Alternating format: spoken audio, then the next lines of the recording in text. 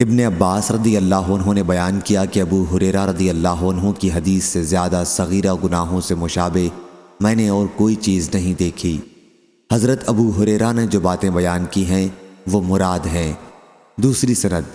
مجھ سے محمود نے بیان کیا، کہا ہم کو عبد الرزاق نے خبر دی، کہا ہم کو معمر نے خبر دی، انہیں ابن طاؤس نے، انہیں ان کے والد نے، اور ان سے ابن عباس رضی اللہ عنہ نے کہ میں نے کوئی چیز صغیرہ گناہوں سے مشابہ اس حدیث کے مقابلے میں نہیں دیکھی جسے ابو ہریرہ رضی اللہ عنہ نے نبی کریم صلی اللہ علیہ وسلم سے نقل کیا ہے کہ اللہ تعالیٰ نے انسانوں کے معاملے میں زنا میں سے اس کا حصہ لکھ دیا ہے جس سے وہ لامحالہ دوچار ہوگا۔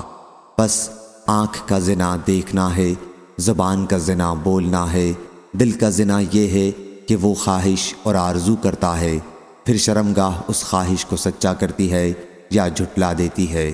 صحیح بخاری حدیث نمبر 6243۔